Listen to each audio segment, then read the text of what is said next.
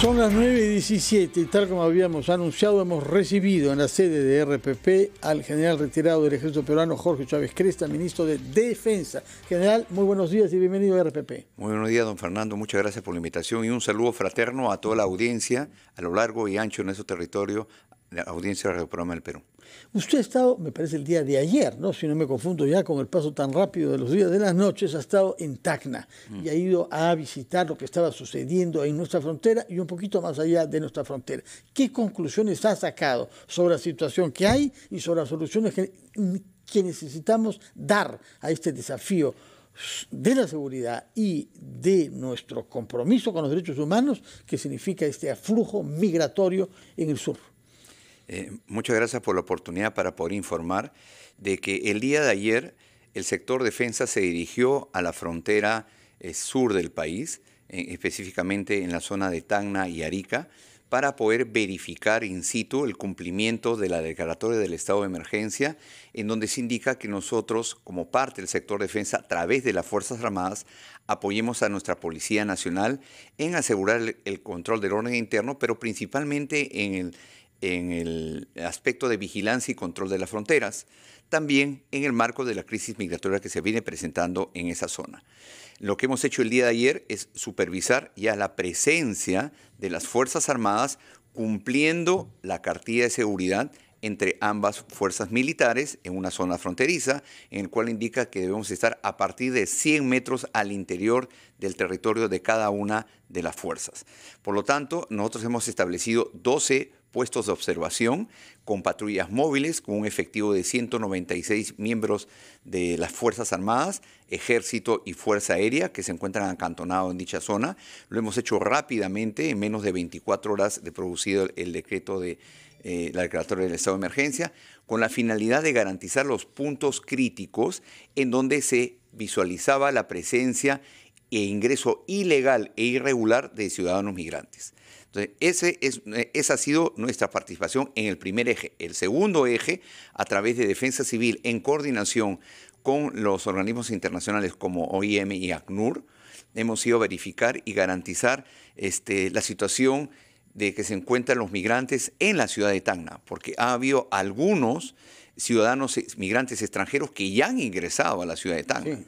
Entonces, estamos viendo y hemos... Con derecho, es decir, presentando documentos. Algunos sí y otros no. Que han entrado clandestinamente. Exactamente, pero ya se encuentran en territorio peruano. Entonces, se tienen que activar los mecanismos correspondientes para, uno, ver cuál es su situación y que esto no afecte el normal desempeño y actividad de la población de Tacna, porque existe mucho reclamo, mucha incomodidad, no solamente por parte de las autoridades, sino por parte de la ciudadanía de Tacna, ante la presencia inadecuada. Yo diría, ¿sabe por qué inadecuada? Porque la mayoría de los parques es donde están ubicados, pero con las acciones que ya ha hecho ACNUR y los organismos de cooperación internacional, como la Cruz Roja también, se está llevando a cabo ya que esas personas se ubiquen en otras instalaciones para poder ser desplazados, ya sea en el interior o hacia su país. Y esas otras instalaciones en las que van a ser ubicados, que ellos están en parques ahora, nos dice, son gestiones de ACNUR y de la Cruz Roja. Así son es. Dos organismos multilaterales, ¿no? Uno de la ONU y el otro independiente, una ONG independiente de la Cruz Roja Internacional. Con su presupuesto, ellos van a hallar lugares a donde ubicar a estos. Así es, y esos lugares son, por ejemplo, hoteles, hostales, o son zonas que son diseñadas como albergues, pero que no son proporcionados ni por las autoridades locales ni regionales, ¿no? Y que nosotros estamos visualizando eso para poder ayudar en una situación humanitaria, porque ahí hay mujeres, hay niños, en las cuales eso denota nuestra preocupación para poder ayudarlos en el sentido de que no se encuentren prácticamente, discúlpenme la expresión, tirados en la calle. Creo que ningún ser humano merece ese tipo de tratamiento, por lo tanto existe también una preocupación por parte de la señora presidenta en el sentido de poder atender a ellos, pero en el devenir propio de la situación migratoria que tienen ellos actualmente. Sobre todo que nosotros invitamos a los venezolanos que no estaban de acuerdo con su dictadura a venir a nuestro país cuando creamos el Grupo de Lima hace ya 6 años. Y es a nuestra invitación que han venido, de manera que estamos comprometidos con una palabra. No vamos a hacer como ha pasado en otro país, en donde el presidente cambia de un día al otro y modifica los términos de todo el conflicto. Pero en fin, no vamos a buscar querella con países con los que tenemos que entendernos bien ahora en estas circunstancias. Usted nos ha dicho que como defensa, como sector de defensa, como titular de ese sector, ha coordinado directamente con organismos internacionales como ACNUR y como la Cruz Roja. La OIM también, porque ACNUR se ocupa de los refugiados o de los que pretenden serlos. Pero hay un sector que no son refugiados, que son migrantes. Sí, es en un sentido, por ejemplo, ayer yo tuve comunicación con el representante de ACNUR en el Perú, que se encontraba... El señor Agusti, ¿no? Sí, el señor Agusti, Federico Agusti, y estuve ayer conversando con él por teléfono y estaba en una reunión justamente con OIM y con la Cruz Roja. Hemos quedado el día de hoy reunirnos acá en la ciudad de Lima para ver esos aspectos. Y mi intervención desde el sector defensa no es que esté saliendo del marco de mis competencias, sino también ahí está la línea de defensa civil, en la cual no solamente estamos apoyando ahora, sino que estamos apoyando en situaciones similares como sucedió en la frontera con Tumbes hace aproximadamente 6 años, ¿no? En el año 7 años, en el año 2019, que se presentó una situación similar. Entonces, en virtud de esa experiencia y esa ligación con Defensa Civil, es la que nosotros estamos tomando las acciones en el marco de la ayuda humanitaria que se puede dar mientras dure esta situación de crisis migratoria que afecta a los ciudadanos inmigrantes extranjeros. Hace bien en recordarnos esa crisis que hubo en la frontera con el Ecuador en Tumbes hace unos años. ¿Cómo se resolvió? Eran otras circunstancias, no eran circunstancias de que eran por mecanismos legales de otros países que salieran en ese sentido, sino de que en el marco desarrollado con el ingreso, porque a partir del año 19, como usted muy bien ha manifestado, ingresaban prácticamente libremente. Los mecanismos que se establecieron en ese año eran de que los ciudadanos pudieran ingresar. Lo que sucedía en esos momentos era de que no se estaban activando, yo no diría adecuadamente, sino que de manera procedimental, los procedimientos de cooperación internacional en el siguiente sentido. Llegaban al Centro Bilateral de Atención Fronteriza del Perú y eran registrados para su ingreso, pero permanecían en ese centro porque no tenían ni movilidad para transportarse hacia la ciudad de Tumbes, ni los recursos para ingresar al interior de la República. Por lo tanto, se llevó a cabo una coordinación con la cooperación internacional. Ellos proporcionaron los medios para iniciar el desplazamiento del CEVAP hacia Tumbes y de ahí al interior donde ellos deseaban ir, donde deseaban ubicarse. Y era una suerte también de registro y de control que se llevaba con esos ciudadanos. Habían niños, personas altamente vulnerables, que caminaban cerca de 15 kilómetros desde el CEVAP hacia la ciudad de Tumbes y eso no lindaba con el apoyo humanitario que se debería dar. Por lo tanto, se hizo desde el INDECI, yo recuerdo que era jefe del INDECI, una reunión con Naciones Unidas, con representantes de Naciones Unidas y con todos los organismos internacionales, y se llevó a cabo el procedimiento normal que se debe llevar en estos casos. Pero ¿usted cree que la misma disposición a colaborar que se mostró en ese momento, cuando usted era jefe de INDECI, lo recuerdo muy bien, ¿se está produciendo ahora o se está arrastrando un poco más los pies la comunidad internacional? Lo que pasa es que debería haber, ubicarnos un poco en el escenario, ¿no? Ese escenario no había ninguna restricción, no había ningún impedimento para que se pudiera entrar. Los mecanismos estaban claros, tenía que reingresar con ciertas pautas al territorio nacional por parte de los ciudadanos migrantes. Ahora lo que estamos viendo, y lo digo con el más profundo de los respetos, es que las acciones y decisiones que ha tomado un país vecino nos están afectando. Porque hemos visto unas lamentables imágenes hace unos minutos. Sí, ¿no? Piedras de lanzadas. La violenta con la que están actuando los ciudadanos inmigrantes.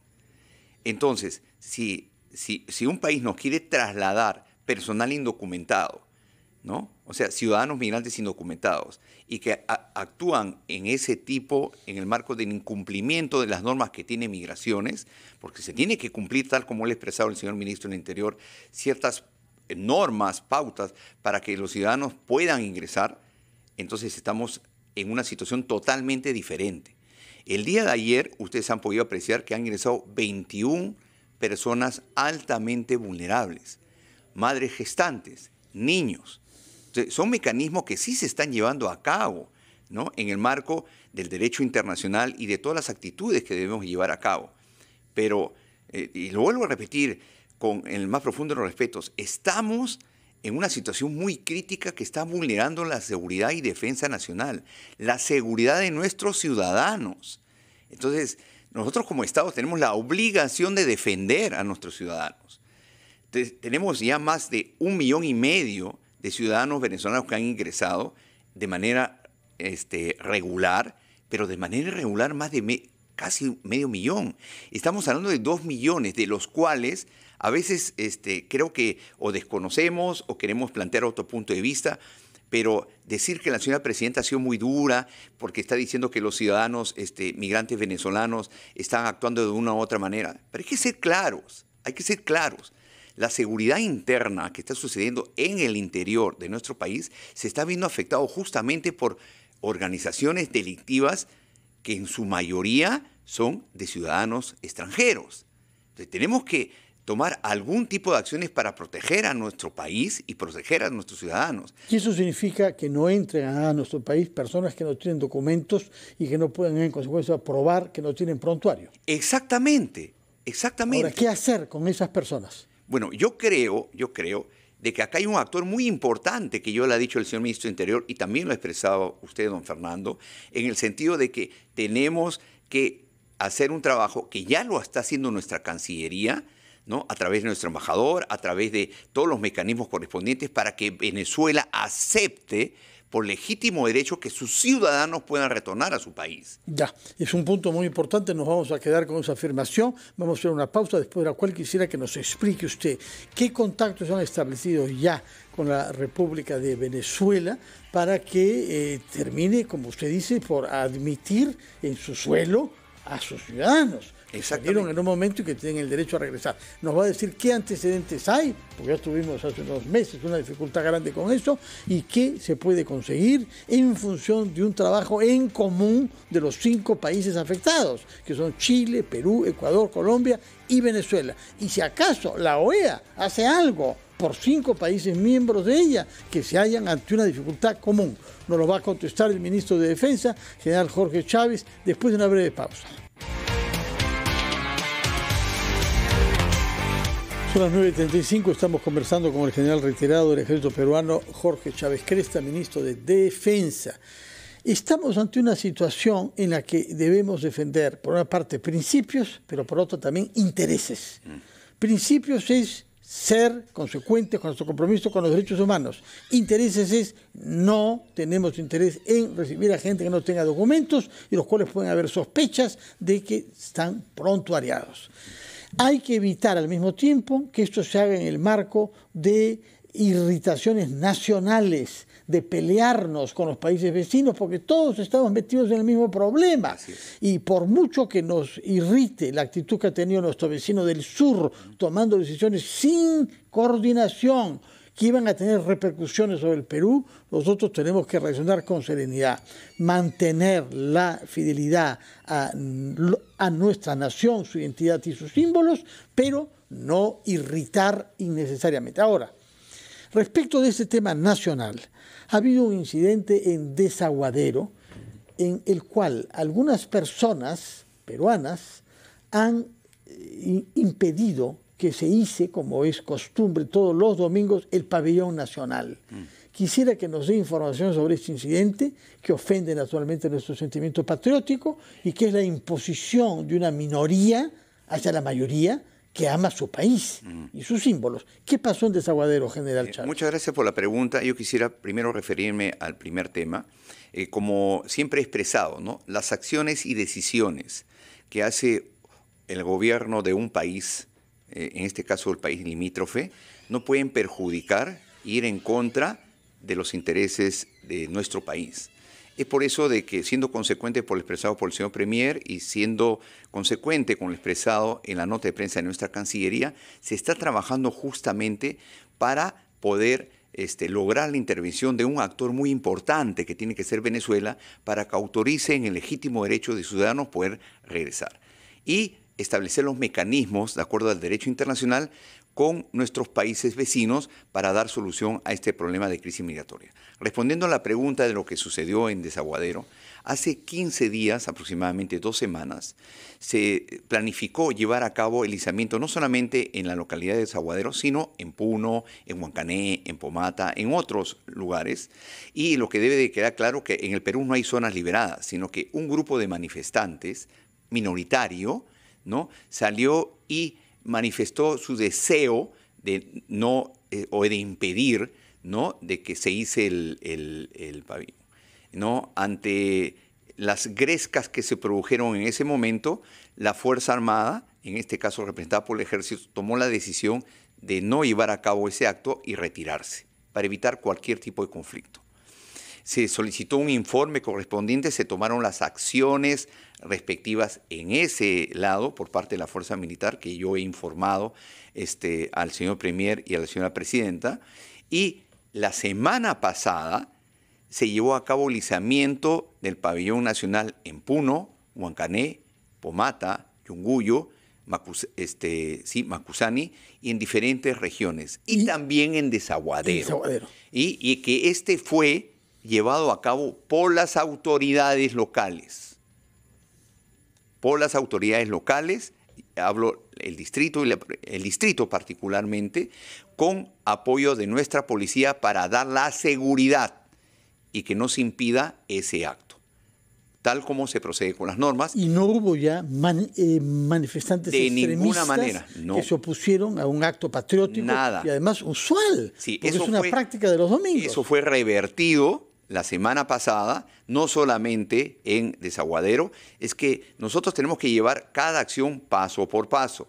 Ya le hemos llevado en Desaguadero con las autoridades. En los próximos días corresponderá hacerlo de manera conjunta con nuestra población, con nuestras autoridades, con la policía y con las Fuerzas Armadas. Pero yo quisiera resaltar el caso llevado en Puno, con una participación mayoritaria de toda la sociedad civil, de nuestra policía, de nuestras Fuerzas Armadas. Se hizo el pabellón sin ningún tipo de problemas. De igual manera se llevó a cabo ello en la localidad de Pomata, habiendo en fotografías y en videos una fiesta popular prácticamente. Veíamos a nuestros soldados bailando con la población, de igual manera en Huancané y en todas partes de la región Puno. Lo que sucede es de que nosotros, para restablecer el control del orden interno, tenemos que llegar y cambiar la percepción de que las Fuerzas Armadas están para militarizar la zona o otro tipo de actitud. Tenemos que restablecer y ganar la imagen de las Fuerzas Armadas y llegar a tener el control y adhesión de la población. Es por eso de que estos eventos, que todos lamentamos y que nosotros decimos que no hay ninguna zona liberada, ya se ha solucionado ese impasse que se produjo hace 15 días, particularmente en la zona de Desaguadero. ¿Y usted cree que digamos, método que ya dice usted, paso a paso, puede permitir que se restablezca un diálogo entre las autoridades regionales y comunitarias puneñas y las autoridades nacionales? Porque ha habido como un veto de la parte de muchas autoridades puneñas, ningún diálogo con el gobierno mientras la señora Boluarte esté en la presidencia. Mire, yo creo que el procedimiento que se ha llevado a cabo por nuestras Fuerzas Armadas en el misionamiento del control del orden interno se ha llevado paso a paso, y el día de hoy, no lo digo yo, han habido unos informes en diferentes medios de información que han podido visualizar que prácticamente el 90% de la región de Puno está desarrollando sus actividades personales, comerciales, sociales, de manera normal. Y eso creo que merece un saludo a toda la población de Puno, en el sentido de que han entendido que el mejor mecanismo es el diálogo y el hecho de continuar trabajando para desarrollar su actividad económica. De igual manera, cerca del 30% de actividad turística ya está normalizada. 30%. 30%. En Semana Santa se logró el 30%, a diferencia de Ayacucho, que llegó al 100%, y a diferencia del Cusco, que llegó al 90%.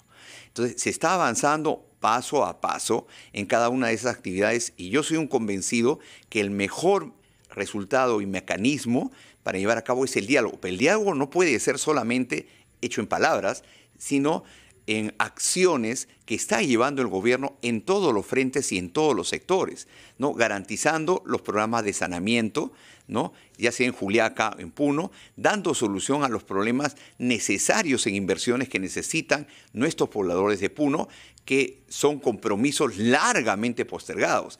Yo creo que de la mano, no solamente porque esta no es una solución militar, policial, no, sino es una solución integral que se está llevando a cabo en nuestra región de Puno y que vemos con mucho optimismo de que ya prácticamente no existe, y lo digo no como un canto de victoria, porque acá nadie gana, todos pierden, de que prácticamente no tenemos carreteras bloqueadas. Ya no hay. No hay. Muy pocas. No hay. Habrán estacionalmente 4 o 5, pero no bloqueos, sino restricciones. Pero no son carreteras nacionales, son vías comunales. Así es, pero se está llevando el mecanismo para garantizar ello. No queremos con esta información cantar victoria sobre un hecho de que es un trabajo conjunto entre las fuerzas del orden y nuestra población, que entendamos que el mejor camino es el desarrollo para nuestros pueblos a través del mecanismo del diálogo y lograr que compromisos postergados en dicha región sean atendidos por primera vez o que lleven al camino del desarrollo de nuestra región de Puno.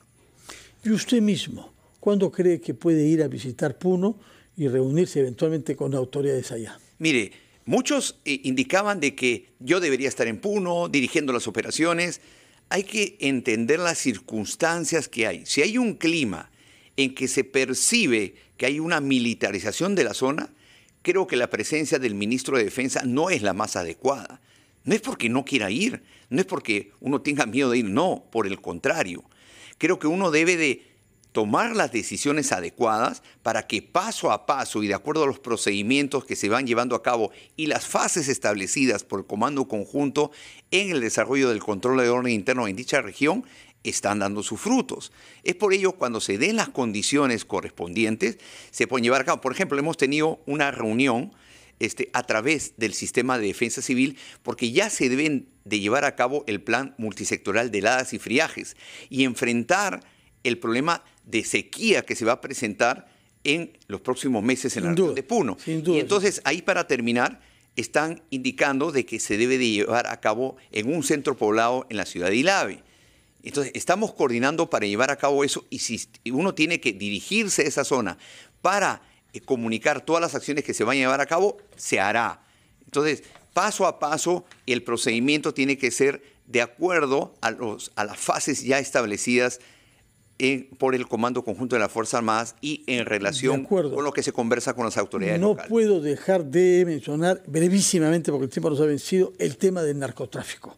Porque en estos momentos convulsionados de las fronteras hay quienes aprovechan y pasan a Bolivia, o pasan a Brasil, o pasan al Ecuador llevando droga peruana, del Braem sobre todo.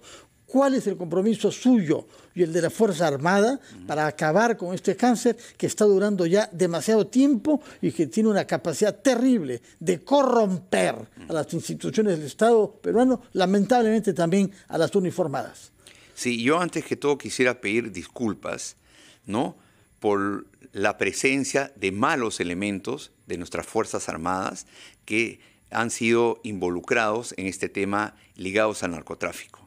Yo como representante del sector defensa puedo decirle a la ciudadanía que estos hechos son de carácter inaceptable del sector defensa y para nuestras Fuerzas Armadas. No puede haber ni un ápice de la presencia de un miembro de nuestras Fuerzas Armadas ligados al narcotráfico. Nosotros le vamos a dar las informaciones, las facilidades al Ministerio Público para que le caiga todo el peso de la ley. Nuestro compromiso es la lucha frontal contra el narcotráfico, sí, frontal. No le vamos a dar tregua del sector defensa a través del Comando Conjunto de las Fuerzas Armadas en apoyo al trabajo que hace nuestra Policía Nacional a través de las organizaciones y mecanismos correspondientes para apoyar esa lucha frontal, inicialmente desde el Braem, donde se produce, ¿no?, el clorhidrato de cocaína y se hace las rutas correspondientes para que puedan salir del territorio nacional. Una lucha frontal ¿no? Vía terrestre y aérea, que vamos a llevar a cabo, ¿no? Y que lo estamos llevando a Le cabo. tomamos la palabra, general.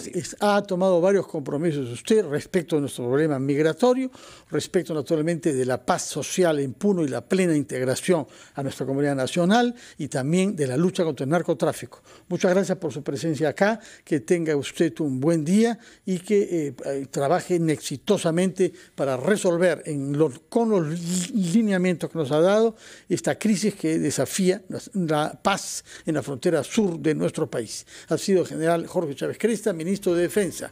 Muchas gracias, general, que tenga buenos días. Vamos a hacer una pausa y recibiremos después al gobernador regional de Tacna, señor Luis Torres.